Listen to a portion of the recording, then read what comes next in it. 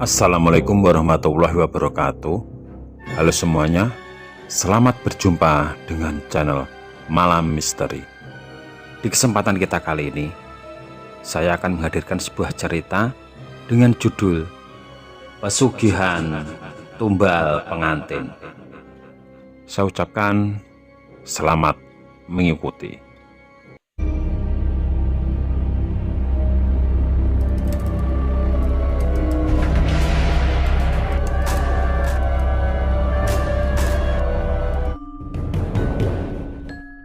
Pak Karyono dan istrinya begitu bangga dan bahagia dengan anak perempuannya. Sebentar lagi anak perempuannya itu akan diperistri oleh anak seorang konglomerat. Fitri, begitulah nama anak perempuannya ini. Sebentar lagi Fitri akan menikah dengan seorang pemuda yang bernama Arya. Arya ini anak seorang pengusaha batu bara. Arya dan Fitri ini pada awalnya bertemu di dunia maya, tepatnya di aplikasi Facebook. Fitri terpikat dengan Arya karena Arya ini memang seorang pemuda yang sangat tampan, dan dari postingan-postingannya sangat terlihat sekali kalau dia ini anak orang kaya. Bahkan Pak Karyono dan istrinya sekeluarga pernah diajak Arya ke rumahnya. Dan memang ternyata Arya ini anak seorang pengusaha yang sangat kaya raya, seorang pengusaha batu bara. Dan orang tua Arya pun juga sangat bersikap baik kepada keluarganya Fitri. Sampai akhirnya suatu ketika Arya melamar Fitri, dan dengan tangan terbuka Pak Karyono menerima lamaran keluarganya Arya. Namun karena jarak yang ditempuh sangatlah jauh di antara mereka, Fitri sama sekali tidak tahu apa yang sebenarnya terjadi pada keluarganya Arya. Sebenarnya Arya ini sudah menikah sebanyak 4 kali. Namun setiap kali menikah dan usia pernikahan mereka belum ada 1 bulan, istrinya Arya selalu meninggal dunia. Dan hal ini benar-benar tidak diketahui oleh Fitri dan keluarganya. Sebenarnya Fitri dan keluarganya ini sudah ada yang memberitahu perihal masalah Arya dan keluarganya, termasuk istri-istri Arya yang meninggal setelah menikah dengan Arya. Namun mereka tidak percaya. Mereka menganggap orang-orang yang menghembuskan kabar itu hanyalah orang-orang yang iri hati. Akhirnya pesta pernikahan pun digelar. Terlihat wajah Fitri dan keluarganya sangat bahagia. Namun ada seseorang yang wajahnya sangat murung. Orang itu adalah adiknya Fitri.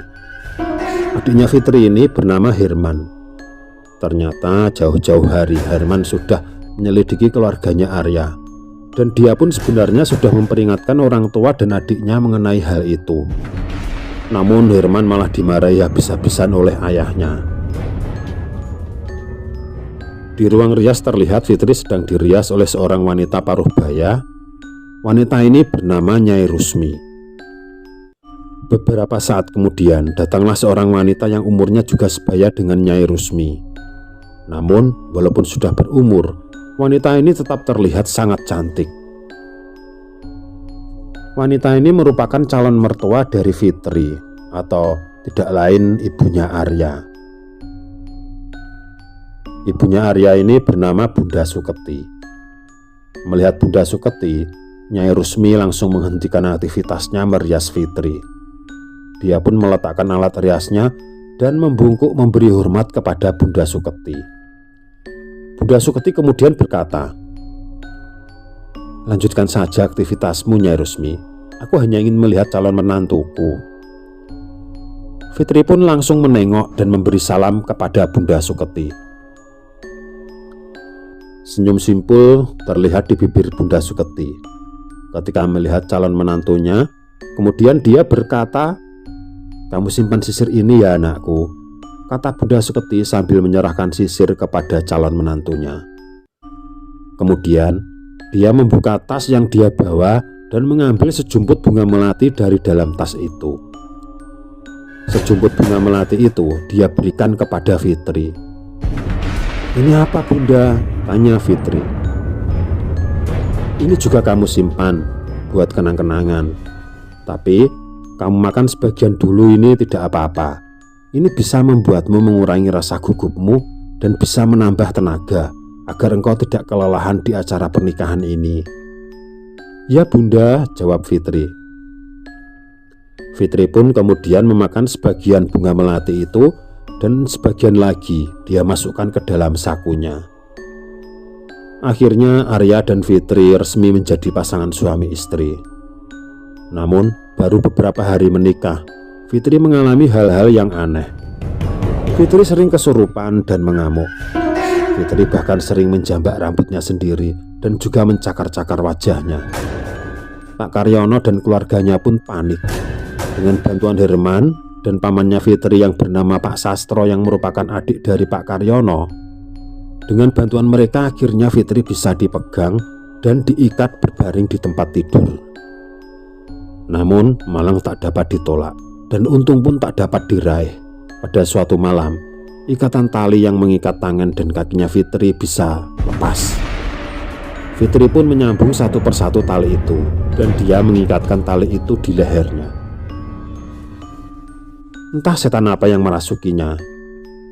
Akhirnya Fitri menghabisi dirinya sendiri. Keesokan harinya semua orang geger melihat jasad Fitri tergantung di kamarnya. Herman pun langsung mengambil kesimpulan kalau ini semua pasti perbuatan keluarganya Arya. Pak Karyono pun akhirnya percaya dengan apa yang dikatakan Herman.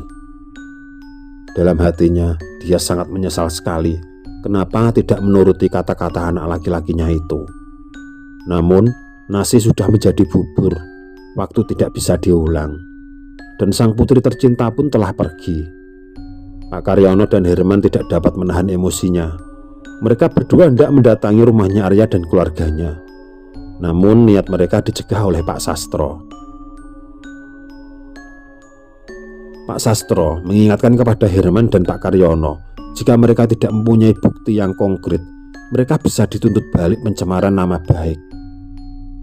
Akhirnya Herman dan Pak Karyono berusaha menahan emosinya. Namun mereka berdua tetap berniat untuk membalas dendam dengan caranya sendiri. Sejak saat itu Herman mulai rajin mengikuti akun FB-nya Arya. Setiap saat dia memantau siapa saja wanita yang akrab dengan Arya. Herman tidak ingin ada korban lagi. Intinya dia bertekad ingin menghentikan praktek pesugihan manten Arya dan keluarganya. Pada suatu ketika Herman sempat membaca obrolan di kolom komentar di postingannya Arya. Di situ Arya sempat ngobrol panjang lebar dengan seorang wanita yang bernama Fatma. Herman sangat penasaran dengan wanita ini. Dia curiga jangan-jangan wanita ini akan dijadikan korban berikutnya. Herman pun akhirnya mengirimkan permintaan pertemanan kepada Fatma, dan Fatma pun juga langsung menerima permintaan pertemanan dari Herman. Namun Herman tidak langsung bertanya pokok permasalahan yang sebenarnya. Dia berusaha mendekati Fatma secara perlahan agar benar-benar akrab dulu. Setelah kira-kira berteman dengan Fatma 2 bulan lamanya, Herman dan Fatma mulai akrab dan sering ngobrol di inbox. Dan disitulah akhirnya Herman berani bertanya sesuatu yang lebih pribadi kepada Fatma. Herman menanyakan apa hubungan Fatma dengan Arya. Fatma pun berterus terang kalau sebentar lagi Arya akan melamarnya. Herman pun sempat panik dan dia menceritakan semua yang terjadi pada adiknya, Fitri. Namun anehnya Fatma sama sekali tidak heran dan tidak terkejut dengan kisah adiknya Herman. Ternyata Fatma sudah tahu apa niat dari Arya yang ingin melamarnya. Fatma ini adalah anak seorang paranormal di kampungnya. Herman dan Fatma ini memang tidak satu kota, tapi mereka tetap satu provinsi, tetap sama-sama berdomisili di Jawa Timur. Akhirnya Herman mengajak ayah dan pamannya untuk mengunjungi tempatnya Fatma. Dan Fatma pun tidak keberatan kalau Herman dan keluarganya datang ke rumahnya. Singkat cerita, akhirnya Herman, Pak Karyono, dan Pak Sastro mengunjungi kampungnya Fatma. Setelah berbasa-basi sebentar, mereka akhirnya membahas permasalahan yang sebenarnya dengan ayahnya Fatma. Dan ternyata benar seperti apa yang dikatakan Fatma. Ternyata ayahnya Fatma sudah mengetahui semua itu. Dan ayahnya Fatma ini pun juga mempunyai niat yang sama dengan keluarganya Herman untuk menghentikan praktek pesugihan manten keluarganya Arya. Akhirnya hari yang ditunggu pun telah tiba, hari di mana Arya akan melamar Fatma. Keluarga Fatma dan keluarganya Herman sudah mempersiapkan segala sesuatu untuk melunturkan semua kekuatan magik keluarganya Arya. Namun sampai malam hari ternyata keluarganya Arya tidak kunjung tiba. Ketika mereka dihubungi lewat telepon, nomor mereka tidak aktif. Mereka benar-benar tidak datang. Herman dan ayahnya Fatma sempat bertanya-tanya, apa yang menyebabkan mereka tidak jadi datang? Jangan-jangan mereka sudah tahu rencana mereka. Akhirnya ayahnya Fatma mengambil inisiatif untuk menempuh jalan pintas. Tapi sebelumnya dia ingin bermusyawarah dulu dengan Pak Karyono dan Herman. Intinya ayahnya Fatma ingin menyudahi semua masalah ini. Dia ingin langsung menghabisi semua orang yang terlibat dalam pesugihan manten tersebut. Pada awalnya Herman dan ayahnya kurang setuju. Herman dan ayahnya hanya ingin melunturkan ilmu dari keluarganya Arya dan biar karma yang akan menghukum mereka. Namun akhirnya ayahnya Fatma bisa meyakinkan Herman dan Pak Karyono kalau menempuh cara itu akan ada banyak korban yang berjatuhan. Akhirnya Herman dan Pak Karyono setuju kalau masalah harus segera dituntaskan, meskipun harus menghilangkan nyawa orang-orang yang terlibat dalam pesugihan manten tersebut. Namun ketiga orang ini tidak sadar kalau ada seseorang yang sedang menguping pembicaraan mereka. Ternyata yang menguping pembicaraan mereka itu adalah Pak Sastro, adik dari Pak Karyono sendiri. Entah apa maksud dia menguping.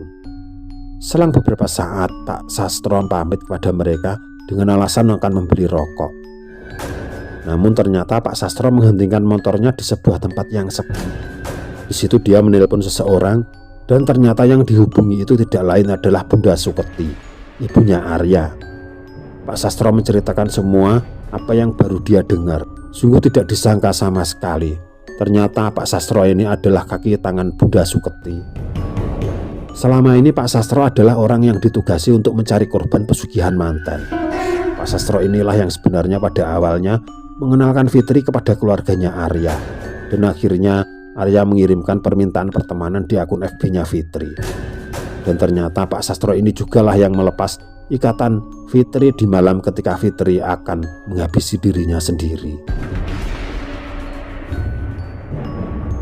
Dan yang lebih mengejutkan lagi, ternyata Pak Sastro ini jugalah yang membocorkan rencana Herman dan ayahnya Fatma untuk melunturkan ilmu keluarganya Arya di saat lamaran, sehingga keluarganya Arya tidak jadi datang melamar Fatma. Di dalam telepon itu, Bunda Suketi tenang-tenang saja, sama sekali tidak panik dengan rencana Herman dan ayahnya Fatma. Dia mengatakan kepada Pak Sastro kalau hal itu sudah bisa diantisipasi. Namun Bunda Suketi memperingatkan Pak Sastro agar berhati-hati karena dia terlibat dalam kematian orang-orang yang menjadi pesugihan manten. Pak Sastro pun langsung pucat pasi dan bertanya kepada Bunda Suketi. "Lah, terus saya harus bagaimana, Bunda?" tanya Pak Sastro. "Kamu cari sisir yang dulu aku berikan kepada Fitri. Sisir itu pasti dibawa Herman dan ayahnya. Kamu minta sisirnya dan kamu kubur dalam-dalam, maka kamu bisa bebas dari rencana mereka." Akhirnya Pak Sastro pun pulang ke rumahnya Fatma. Dia berniat meminta sisir Bunda Suketi yang diberikan kepada almarhum Fitri. Pak Karyono pun langsung bertanya kepada Pak Sastro, "Untuk apa kamu meminta sisir itu?" "Sisir itu sudah aku berikan kepada ayahnya Fatma." Pak Sastro pun langsung memohon-mohon kepada ayahnya Fatma agar memberikan sisir itu. Herman pun langsung bertanya kepada Pak Sastro, "Sebenarnya apa yang terjadi, Paman? Kenapa Paman benar-benar ingin mendapatkan sisir itu?" Pak Sastro pun sejenak terdiam. Dia menggeleng-gelengkan kepalanya. Entah apa arti gelengan itu. Kemudian Pak Sastro pun menangis dan bersujud kepada Pak Karyono. "Maafkan aku, Kang. Aku benar-benar minta maaf. Aku benar-benar bertobat, Kang. Ampuni aku." Kemudian Pak Sastro menceritakan semuanya dari awal sampai akhir. Mulai dari dia dijadikan kaki tangannya Bunda Suketi sampai dia menyebabkan hilangnya nyawanya Fitri. Mendengar semua cerita Pak Sastro, Herman tidak bisa menahan emosinya. Dia hendak menghajar pamannya sendiri saat itu juga. namun langsung dicegah oleh ayahnya Fatma. "Tahan emosimu, Nak Herman. Tidak usah kamu hajar orang ini, karena aku sudah terlanjur mematahkan sisir itu. Dan kutukan itu tidak bisa dicegah." Mendengar penuturan ayahnya Fatma, Pak Sastro langsung pucat pasi. "Maksud Anda apa, Pak?" tanya Pak Sastro. Ayahnya Fatma tidak menjawab. Tiba-tiba tubuh Pak Sastro menggigil dan bergetar hebat. Dia menjerit-jerit dan kejang-kejang di tanah. Dari mata dan telinganya keluar darah. Pak Sastro terus menjerit-jerit karena merasakan sakit yang sangat luar biasa. Dia pun berlari keluar rumah dan membenturkan kepalanya di sebuah pohon mangga yang cukup besar. Pak Sastro langsung tewas seketika. Ternyata kutukan sisir Bunda Suketi sudah memakan korban dari orang-orang yang terlibat dalam pesugihan manten. Namun yang menjadi korban hanyalah orang-orang yang tidak mempunyai penangkalnya. Walaupun Pak Karyono dan Herman sangat marah dan kecewa dengan Pak Sastro, namun ketika Pak Sastro menemui ajalnya, mereka sempat sedih juga. Karena bagaimanapun juga Pak Sastro adalah adik kandungnya Pak Karyono, dan mereka sudah bersama sejak kecil. Pak Karyono pun bertanya kepada ayahnya Fatma, "Apakah Arya dan ibunya akan mengalami nasib seperti ini, Pak?" Ayahnya Fatma pun menjawab, "Sepertinya Arya dan ibunya mempunyai penangkalnya. Kita harus mencari cara lain agar bisa menghentikan praktek pesugihan manten mereka." Akhirnya Herman dan ayahnya pamit pulang ke kotanya. Mereka tidak enak dengan ayahnya Fatma karena sudah numpang hidup sekian lamanya. Padahal sebenarnya ayahnya Fatma sama sekali tidak keberatan dengan keberadaan mereka. Namun Herman dan Pak Karyono tetap tahu diri. Mereka pun pamit pulang. Namun sebelum mereka pulang, mereka sepakat akan bertemu lagi jika sudah ada kabar Arya akan menikah. Kembali, Herman memantau akun Facebooknya Arya. Hingga suatu saat, Arya membuat postingan kalau dia akan menikah. Di dalam postingan itu, Arya dan calon istrinya meminta doa restu teman-temannya untuk menempuh hidup baru. Arya pun langsung menyelidiki profil calon istrinya Arya. Dan ternyata calon istrinya Arya ini rumahnya tidak jauh dari rumahnya Arya. Sehingga akhirnya Herman, Pak Karyono, dan ayahnya Fatma sepakat kalau mereka akan pergi ke Jawa Barat untuk mendatangi pesta perkawinannya Arya. Ketika acara perkawinannya Arya sudah tiba, Herman datang ke resepsinya dengan menyamar sebagai seorang kurir paket online. Herman pun berjalan di sekitar rumahnya calon istrinya Arya yang tengah dirias di ruang rias. Herman sempat melihat Bunda Suketi mengobrol dengan calon menantunya dan memberikan sisir kepada sang calon menantu. Dan Herman pun sempat melihat kalau calon istrinya Arya itu menaruh sisir pemberian mertuanya itu di laci meja rias. Herman pun menunggu ruang rias sepi dari orang-orang. Setelah calon istrinya Arya selesai dirias dan mereka semua berangkat menuju ke kursi pelaminan, ruang rias pun menjadi sepi. Dan Herman tidak melewatkan kesempatan ini. Dia bergegas membuka laci meja rias dan mengambil sisir pemberian Bunda Suketi. Begitu mendapatkan sisir itu, Herman pun langsung pulang dan memberikan sisir itu kepada ayahnya Fatma. Begitu mendapatkan sisirnya Bunda Suketi, ayahnya Fatma dengan semangat langsung mematahkan sisir itu dan membungkusnya dengan kain kafan. Dia pun sempat memuji Herman. "Kamu memang hebat, Herman. Tidak sia-sia usahamu memantau mereka. Untuk kali ini, kemungkinan besar Arya dan ibundanya tidak akan bisa lolos. Aku yakin mereka belum mencari penangkalnya. Kalau dulu kita gagal karena rencana kita dibocorkan oleh pamanmu." Hari berganti hari, bahkan minggu berganti minggu, Arya dan Bunda Suketi sangat heran karena istrinya Arya tidak mengalami apa-apa seperti korban-korban sebelumnya. Arya pun sempat bertanya kepada ibundanya, "Apa ada yang salah, Bunda?" Bunda Suketi terdiam, tapi sorot matanya memancarkan kalau dia sepertinya sedang kebingungan dan khawatir. "Aku juga tidak habis pikir. Aku sudah memberikan sisir kepadanya." Kemudian Bunda Suketi menemui istrinya Arya. Dia menanyakan sisir yang dia berikan kepadanya. Dan istrinya Arya pun menjawab kalau dia menaruh di laci meja rias. Tapi setelah acara pernikahan selesai, ketika dia mau mengambil sisirnya, ternyata sisirnya telah hilang. Bunda Suketi dan Arya pun sangat kaget. Bagaimana bisa sisir pusaka itu bisa hilang? Namun, belum hilang rasa kaget mereka. Tiba-tiba mereka berdua langsung menggigil dan bergetar hebat. Bunda Suketi dan Arya kejang-kejang dan mereka mengalami seperti apa yang dialami oleh Pak Sastro. Mata dan telinga mereka mengeluarkan darah dan mereka pun berlari keluar rumah seperti apa yang dilakukan Pak Sastro. Mereka berdua membenturkan kepalanya di tembok rumah. Bunda Suketi dan Arya langsung tewas seketika. Nah, mungkin cukup sampai di sini ya teman-teman. Semoga saja cerita saya ini bisa menghibur teman-teman semuanya, dan kita bisa mengambil hikmah dari cerita yang saya kisahkan hari ini. Jangan lupa komen, like, dan subscribe. Sekian dan terima kasih, semoga bermanfaat. Wassalamualaikum warahmatullahi wabarakatuh.